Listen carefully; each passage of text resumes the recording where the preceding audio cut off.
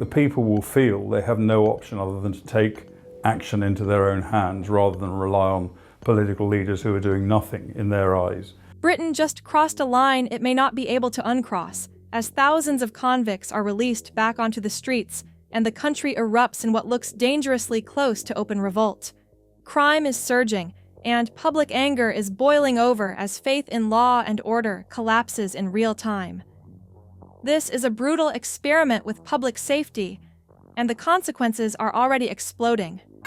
Below the surface, however, lies a growing sense that the United Kingdom is coming apart at the seams. Prison used to carry weight in Britain. It was supposed to mark a clear boundary between those who followed the rules and those who shattered them. That boundary has now been wiped away. With the introduction of the SDS-40 scheme, punishment quietly lost its meaning. Under this policy, criminals serve just 40% of their sentence and then walk free.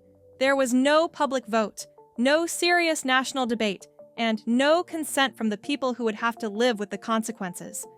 More than 40,000 convicted offenders were released, not because they were rehabilitated, but because the system could no longer contain them. But they've been very well publicized, and there's been a whole right-wing machine ready to capitalize on it, to post about it online, and to attract protests. The impact was immediate and impossible to ignore. Crime did not rise slowly or subtly. It surged by 27% in a matter of weeks. That kind of jump does not happen by accident. It happens when pressure is released all at once. This was not reform. It was a rupture. British justice crossed a line and did not come back.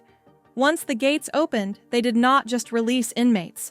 They released fear, instability, and a sense that the state had lost control. His argument is this, that first of all, Britain displays many of the signs of being a failed state, such as economic decline, total loss of trust in the police, and a fractious and increasingly extreme politics. SDS-40 was presented as a logistical necessity, but in reality, it was an emergency evacuation. Britain's prisons were operating at between 99 and 99.9% capacity. There was no margin for error. Officials inside the justice system were not making careful moral decisions. They were being forced into an impossible corner: empty the cells or watch the entire prison estate collapse.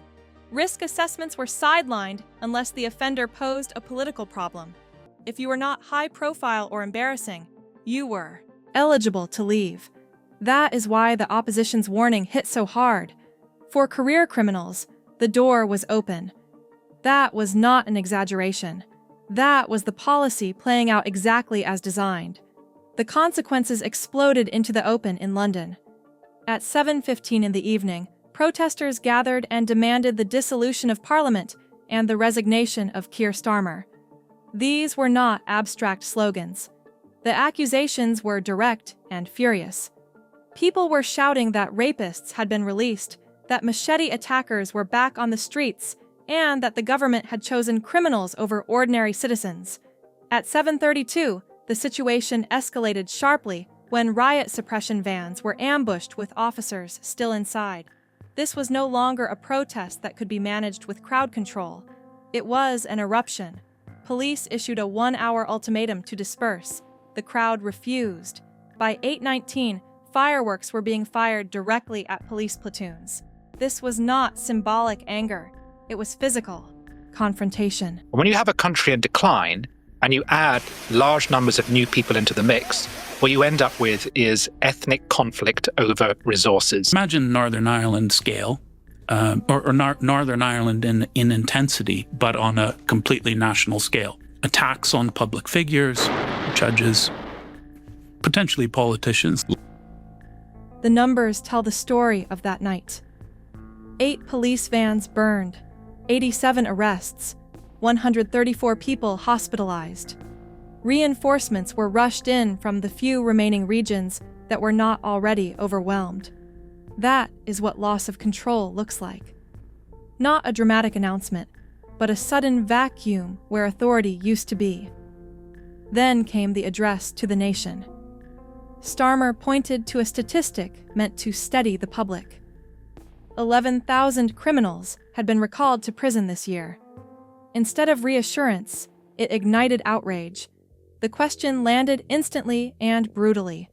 If 11,000 failed to reintegrate, what are the other 30,000 doing right now? That was not political spin.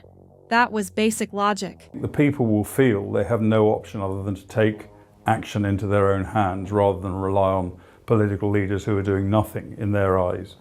So yeah, I think there's every likelihood. I don't know what the time frame is, but I would go far as to predict not just civil unrest, but Behind the scenes, the system is seizing up. Judges are privately admitting their hands are tied.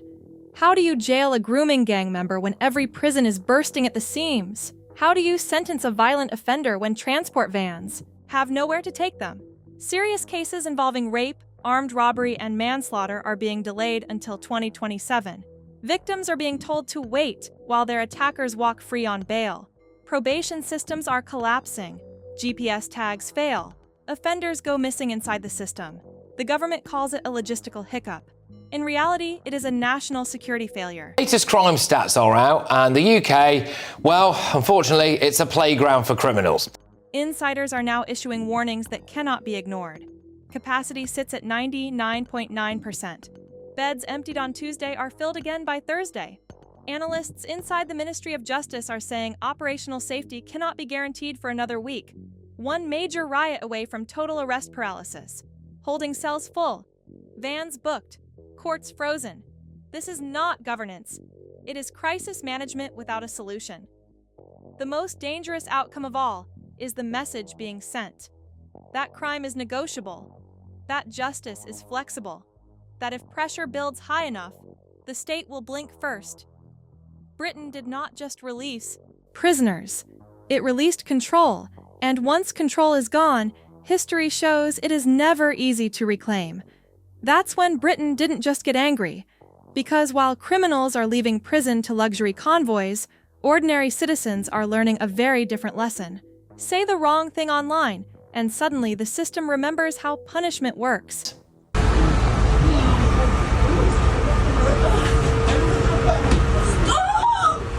And it gets worse.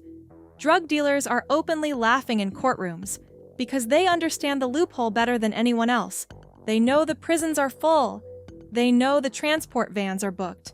They know that even if they're convicted, the odds are high they'll be back on the street before the paperwork cools down. Justice hasn't disappeared. It's been put on a waiting list. This is what total system paralysis looks like. Violent offenders are being bailed, not because they're safe, but because there is nowhere to send them. Serious crimes like rape, armed robbery, and manslaughter are being pushed back to 2027. That's not a typo. Victims are being told to wait years while their attackers walk free under supervision schemes that even probation officers admit are broken. And probation really is broken. GPS tags are failing. Batteries die. Replacements don't arrive. Thousands of offenders are technically missing inside the system. Not escaped, just untracked. The government calls it a logistical hiccup. Everyone else calls it a nightmare. Police officers arrest the same people over and over again. By afternoon, they're back on the street. Morale collapses. Enforcement narrows to one thing only: immediate threat to life. Everything else slides.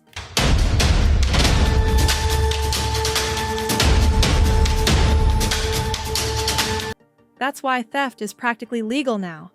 Vandalism barely registers. Shop owners stop calling the police because they already know how the story ends.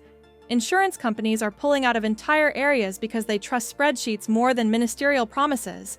The police aren't lazy, they're exhausted. Why risk your career and your safety for a system that refuses to back you up? Then comes the subject nobody in government wants to touch without gloves: foreign national offenders. More than 10,000 of them are sitting in British prison cells. Deportation orders already signed, flights planned, and then cancelled. Again and again. Not because it's impossible, because it's politically uncomfortable. Every deportation flight that could free up space gets grounded to avoid a legal fight or bad headlines. Nigel Farage throws a match on the fuel by proposing mass deportations, arguing it could free up as much as 40% of prison capacity overnight. Starmer shuts it down instantly. Intolerant, unworkable, end of discussion. Meanwhile, small boats keep crossing during the chaos, adding pressure to a system that's already cracking. The message is clear, whether intended or not. Britain is open, and not just for asylum seekers. Put the money in. Give me that money. Yo. Yep, theft up 13%. 2.9 million theft incidents. Organized crime has noticed. Gang members operate openly now. Luxury Bentleys and Lamborghinis outside prison gates are no longer shocking. They're expected. Probation supervision is openly admitted to be ineffective. Magistrates are being told to bail violent offenders because the vans are full. Britain has quietly become one of the most comfortable places in Europe for organized crime to operate. Not because criminals are clever, but because the system is generous. And here's the most uncomfortable truth of all. Criminals understand the rules better than the public does. They know how close the system is to collapse. They know the thresholds. They know the pressure points. They know that the state is afraid to admit it has lost control. So, they push. And every time the state blinks, they push a little harder. This is where the story turns uncomfortable, because Keirstarmer is not some wide-eyed amateur who wandered into Downing Street by accident. This is a former director of public prosecutions, the so-called top cop. The man who spent years putting criminals behind bars. He campaigned on competence, order, and control. He promised to smash gangs and secure borders. And yet, here we are, watching him use that same legal expertise not to enforce the law, but to explain why it can't be enforced. The prosecutor didn't fix the system. He unlocked the cells. Somehow, the man who should have been crime's worst enemy has become its most useful asset. And the worst part is, there is no backup plan. So here's the question that won't go away. When the state stops enforcing the law, who steps in next?